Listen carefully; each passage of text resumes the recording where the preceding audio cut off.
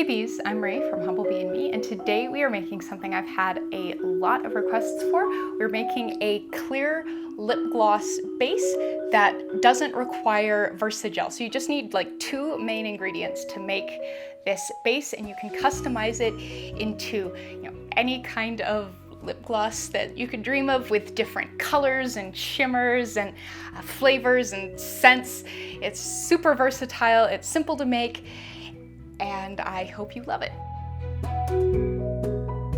Before we dive into this lip gloss, I want to give a big warm welcome to all my new subscribers who came from Sophia Nygaard's video on making your own lipstick. So hi, my name is Marie Rama. If you've seen the video, you know I wrote the book Make It Up, which I'll link to in the description box below, a list of places to buy it all over the world. So if you like making makeup, I definitely recommend it, but also I know I'm a little bit biased. In addition to this YouTube channel, I also have a website, humblebeeme.com. That's actually where I got started.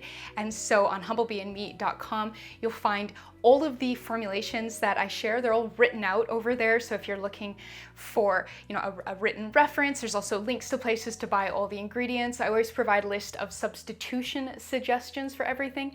And then I have a very extensive FAQ, and there's also an encyclopedia. And so it has over 200 entries on the different ingredients and equipment that we use. So if you're wondering like, what is that? Why is that being used? What could I maybe use instead? What job is this doing in a formulation? You can look it up in the Humblebee and Me encyclopedia to learn more. And all of that is freely available. I also have a Patreon. So if you would like access to exclusive behind the scenes videos, or a beautiful printable of each month's formulations, or even one-on-one video consultations with me, check that out. That's also linked in the description box below. Back to lip gloss. So the idea for this post came from two different places. The first was ingredient research. So I've had this jar of polyamide 3 from making cosmetics for a while, and right here on the jar and also on the product description page it says, if added to castor oil you will get an instant lip gloss with very nice feel and gloss. So cool. And then I kind of took that little tidbit and used that to create the blackberry lip gloss that I shared in June of this year.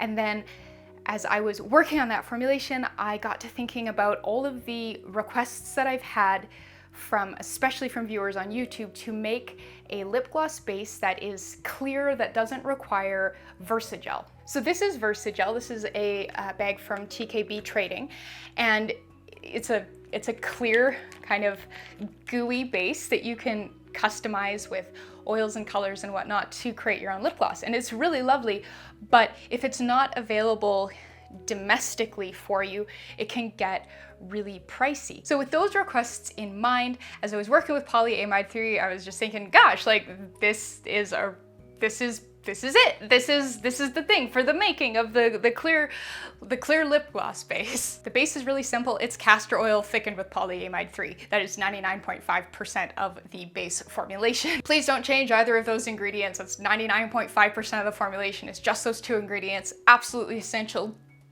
Please don't change anything. I have designed this base to be used at 80% with room for 20% add-ins. I've provided a bunch of different suggestions and guidelines on customizing the base in the partner blog post. Make sure you're clicking through that in the description box below this video. The partner blog post also contains a list of further recommended reading, which also includes a link to the product page for the TKB Trading product. So they call their polyamide 3 citrine clear wax, and the reviews for this product contain a lot of really helpful information. So that's actually where I got the idea to heat the entire mixture right on my stovetop in a beaker. So thank you so much to the reviewer who shared that idea. If you don't have beakers and or a glass top stove, you can absolutely do it in the oven, which is the way I was doing it before. It's just a little easier to keep an eye on it on the stovetop. Later on in the video, I've got arm swatches and mouth application demos of some of the glosses so that you can see them in action. But I really like them. I find that they're very comfortable and they're actually really quite long wearing for a lip gloss, which is, great, because I am not the type of person who's very diligent about reapplying their makeup. All right, I think that's enough.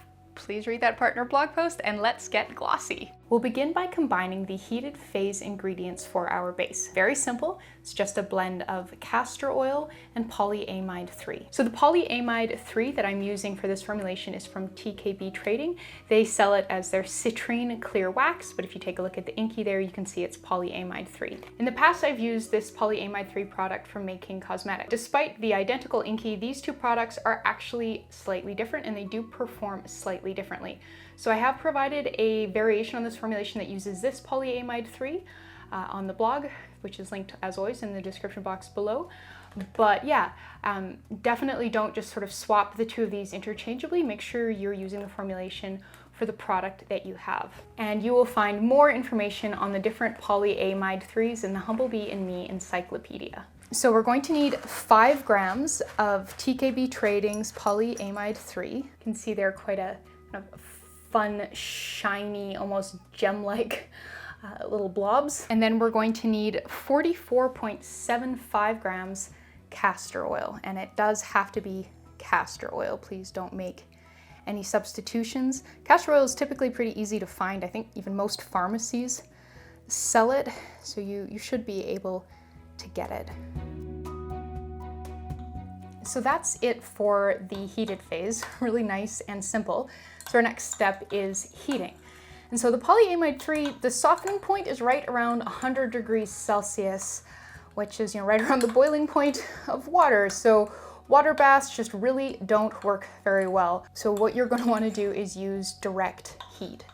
So you have 2 options. The one I'm going to use, I've got a glass top stove, so I can go put my beakers right on top of the stove. I just set it to simmer and wait, making sure to stir and check on it frequently. If you don't have a glass top stove, or if you don't have a beaker that you can put right on a stovetop, you can put it in your oven, set to around 220 degrees Fahrenheit or just below that. Of course, if you're doing the stovetop, make sure you are keeping an eye on it so it doesn't get too hot. It is useful if you have one of those kind of thermometer guns to check it and see. But if not, just really keep a close eye on it and keep the temperature quite low. Because the polyamide is clear, it can be really hard to tell if it has melted or not. So what we're looking for is all the little bubbles that you see. Those are inside little gelloid blobs of polyamide. So once you don't see bubbles anymore, then you know that everything is melted. Okay, so up next, I'm gonna go heat this. I'm gonna pop it on my stovetop over really low heat, keep a really close eye on it, stirring it frequently until all the little air bubbles have disappeared. And however you heat yours, just make sure you're keeping an eye on it so you don't overheat it and scorch it. Once everything is melted, you can remove your beaker from the heat.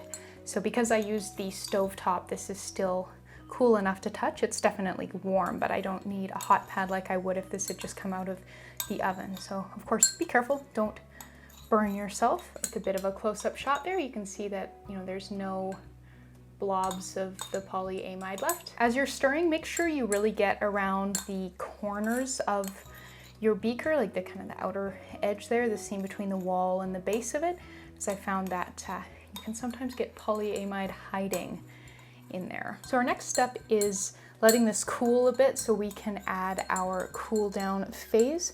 So once it's about the consistency of runny honey, I find that's a good time to add our vitamin E, and then we can get into the business of making lip gloss. So at this point in time, I'm gonna turn the cameras off and just kind of come back and give this a stir and check in on it every now and then until it's cool enough for us to weigh in the cool down phase. Once your gloss base has cooled down, so it's got kind of roughly this viscosity, like runny honey, we're ready to add our vitamin E. And I did check, and this is below 40 degrees Celsius. Kind of another check you can do if you don't have a thermometer is that holding it to my inner wrist is just kind of warm. It's not at all uncomfortable. Pop this on our scale here, and we're going to need 1/4 gram vitamin E or tocopherol. So this will continue to thicken up as it cools and will get really, really thick. Because we know we're going to make a couple lip glosses with it right now, I'm going to weigh some of it out into some little cups so we can make the glosses, and then I will put the rest in a jar to fully cool, and we can check out that fully cool viscosity later. So we're going to be making 3 5-gram lip glosses using this base at 80%. So I'm going to weigh 4 grams of lip gloss base into 3 little glass bowls.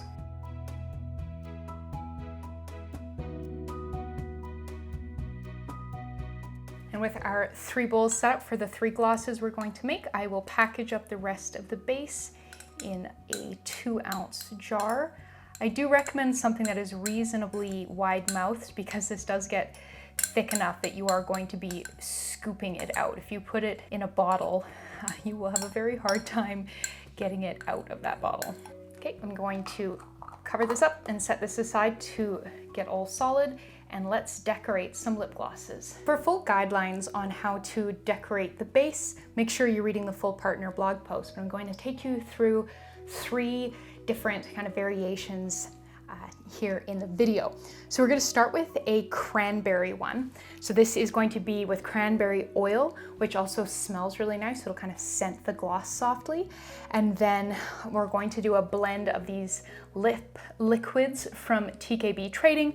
So it's going to be mostly this red one, candy cane, with just a touch of this blue to kind of cool the red down a little bit.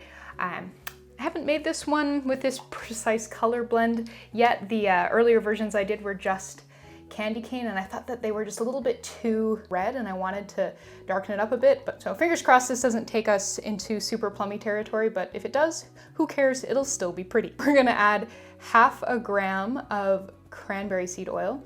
And this particular cranberry seed oil was a gift from Plants Power, and it's really nice. And give a good shake before we use it. We need 0.4 grams of candy cane and 0.1 grams of Totally Blue. Now because the base is still really liquid, we can just whisk that in, and wow, that is a lot more purple than I was expecting. Maybe we can just pretend that I used plum oil and we made a plummy one. We'll just package this up quickly before moving on to our next one. I am using this 5 milliliter doe foot tube from TKB Trading. This was a gift, and yeah, they work great for lip gloss. This is just on the verge of being too cold to pour. Come on, we can do it. No, go in, go in, go in, go in. Ah, crud. Well, I feel like this demonstration has been a really great example as to why you're gonna wanna go ahead and reheat things.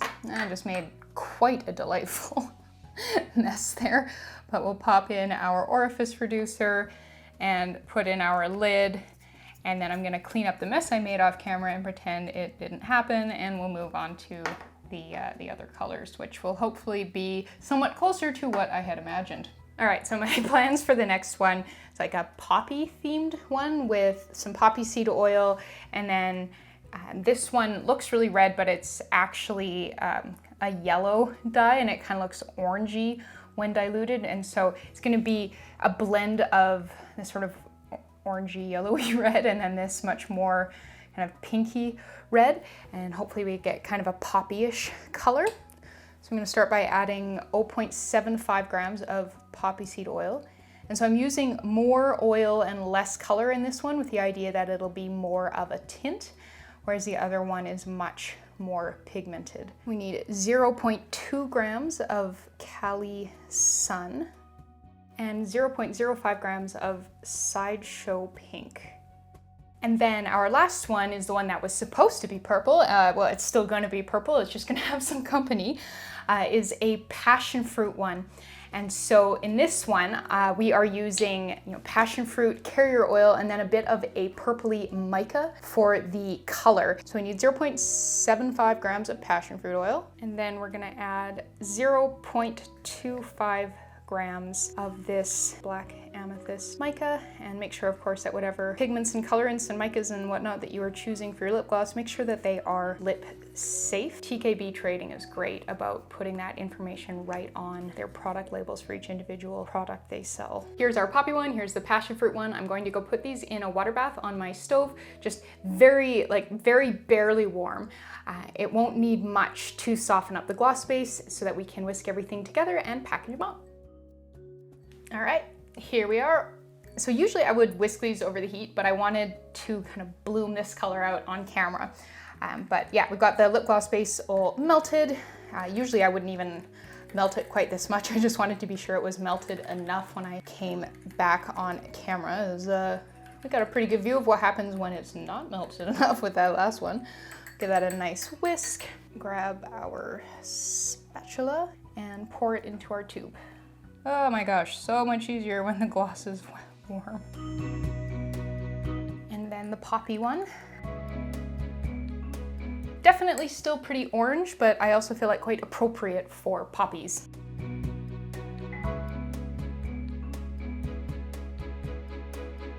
Now I think it is time for some swatches. So here are 3 lip glosses that I made for the blog post, and here are 3 that we just made. The details for all of these will be written out in the blog post at humblebeeme.com. So if you just scroll down to the description box below this video and click through to that, you can get the information on the oils and the colors and whatnot that I use to make these things happen. This first gloss is one from the blog post that uses 10% of Sideshow Pink. I believe that's what it's called. So here you can see that is quite pink and quite colorful. This one uses 10% of Coming Up Roses, which is another TKB lip liquid blend, and it's a more milky color there. And then this one, I just put a bit of an iridescent glitter from Yellow Bee and then used virgin coconut oil for kind of, just a bit of shimmer and glitter and gloss. And then I'm gonna swatch the ones that we just made off of their spatulas so that they are potentially giftable. So there's the poppy one. So this one has like half the pigment that these ones do. And I do think it's quite noticeable that it's more sheer. This was the supposed to be cranberry, but whoopsie daisy, now it's purple one. And then this is the one that had the mica. It's more colorful than I expected it to be. And that can happen with micas because they can really vary in how pigmented they are. Some of them have a lot more of the pigment added to the mica than others. So you oftentimes, just have to make something and see what happens. Get a little bit closer there. So you can see that this one really doesn't come across much at all. I can see the glitter in person, but I don't think it's really coming across on camera well. You can see that this one's quite sheer compared to these ones, which have 10% of the lip liquids, where this one is 5% of lip liquids. We've got the mica one and the purple one. There's our lip glosses. So I had a total brain fart moment and I cleaned up the spatulas and I gifted the purple one, so I don't have those anymore. I woke up this morning to film this and was sort of like, oh, oops.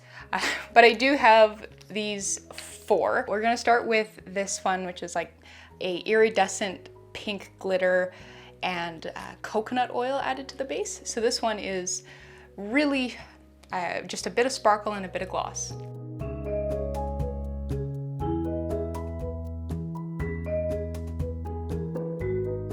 So we'll do the poppy one from the video next.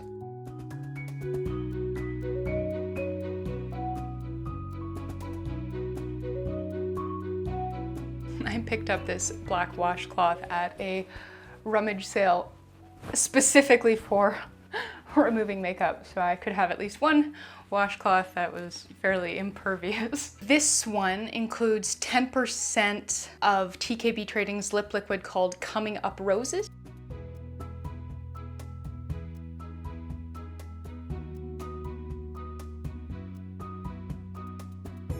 So compared to those first 2, you can definitely see that this one has a lot more color to it, which of course makes sense because it does have a lot more color in it. And then lastly, this is another blog post one, which contains 10% of TKB's Sideshow Pink lip liquid.